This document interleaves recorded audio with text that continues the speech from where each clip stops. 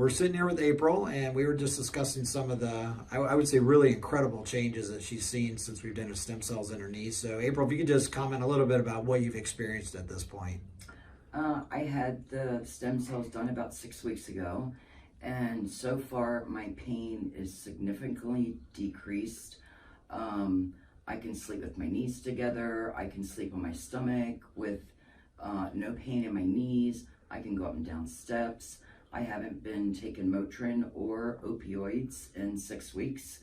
The pain relief is just incredible. And you use a statement with me that it's really been life-altering. Would you agree that that's really what you're seeing? Oh yes, very life-altering. I can sit in the car before 30 minutes to an hour and I was just in awful pain. We did a trip. I was in the car 9 hours, no pain whatsoever. It's wonderful. Fantastic. Well, I appreciate it. There's a lot of people suffering, so thank you for doing this. Mm-hmm.